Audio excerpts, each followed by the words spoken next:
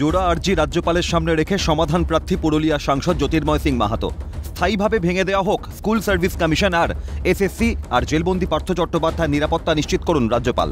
তার প্রাণহানির সম্ভাবনা রয়েছে। গুরুতর আশঙ্কা প্রকাশ করলেন বিজেপি সাংসদ। এসএসসি মামলা যেহেতু সমাধানের পথে, তাই শাসক দল তৃণমূল চাইছে চিরজীবনের মতো মুখ বন্ধ করতে পার্থ চট্টোপাধ্যায়কে খুন করতে। বিশ্বস্ত সূত্র মারফত তিনি এই খবর পেয়েছেন। রাজ্যপালকে লেখা চিঠিতে দাবি পুরুলিয়া সাংসদের।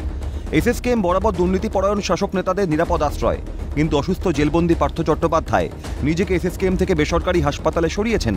এই বদল রহস্যজনক। বিস্ময়ের সুর জ্যোতির্ময় সিং মাহাতোর চিঠিতে। রাজ্যপালকে লেখা চিঠিতে দুর্নীতিপরায়ণ এসএসসিকে স্থায়ীভাবে ভেঙে দেওয়ার পক্ষপাতী পুরুলিয়ার বিজেপি সাংসদ। কেন এসএসসিকে ভাঙতে রাজ্যপালের কাছে আর্জি তাঁর? চিঠিতে সেই প্রসঙ্গ উল্লেখ। তিনি লেখেন, নিয়োগ দুর্নীতিকে প্রাতিষ্ঠানিক প্রতারণা আখ্যা দিয়েছে সুপ্রিম কোর্ট, আর এই প্রতারণার বড় শরিক স্কুল সার্ভিস কমিশন, দাবি করেছেন জ্যোতির্ময় সিং মাহাতো। তবে এসএসসি নিয়োগ দুর্নীতি নিয়ে বিজেপির আক্রমণকে গুরুত্ব দিতে নারাজ শাসক দল তৃণমূল কংগ্রেস।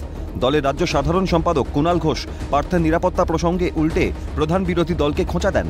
ওদের কি কোনো পরিকল্পনা সাজানো? প্রশ্ন তুললেন তৃণমূল নেতা। এসএসসি দুর্নীতি নিয়ে তার যুক্তি, কে অভিযুক্ত, কারা অভিযুক্ত নয়, প্রমাণের দায় সিবিআই এর।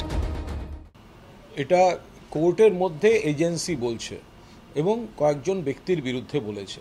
এই বিষয়ে দলের তরফ থেকে কোনো মন্তব্য করব না। সিবিআই যার বা যাদের বিরুদ্ধে যা যা অভিযোগ করেছে সে সম্পর্কে সংশ্লিষ্ট ব্যক্তি বা তাদের আইনজীবীরা যা বলার বলবেন। অভিযোগ গুরুতর, সেটা প্রমাণের দায়িত্ব সিবিআই এর। কোর্টের বিষয়, তদন্তের বিষয়।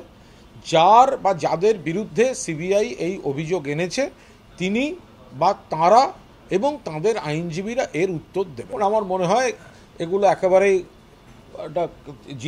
কে লিখেছেন তিনি বলতে পারবেন, কেন লিখেছেন তিনি বলতে পারবেন, যার সম্পর্কে লিখেছেন তিনি এখনও কোনো অভিযোগ করলেন না।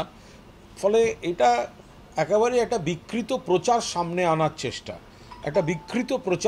আনার চেষ্টা, কারণ এই বিকৃত প্রচার দিয়ে একটা ভুল ধারণা তৈরি করে দেয়া। আরে যার সম্পর্কে করছেন তিনি যদি কোথাও নিরাপত্তার অভাব বোধ করেন বা কোনো সমস্যা হয় তো তিনি তো আদালতকে জানাবেন, আদালতে তো তিনি পার্টিসিপেট করেন, সেরকম কোনো থাকতো। এবার তো সন্দেহ হচ্ছে যারা আগবাড়িয়ে এসব বলছে তারা কোনো প্লট তৈরি করছে কিনা বা তাদের কাছে কোনো পরিকল্পনা থাকছে কিনা সেগুলো তারা বলতে পারবেন। ক্যামেরায় শুভময় দাসের সঙ্গে মেঘা রায়, প্রীতিশ বন্দ্যোপাধ্যায়ের রিপোর্ট, ক্যালকাটা নিউজ।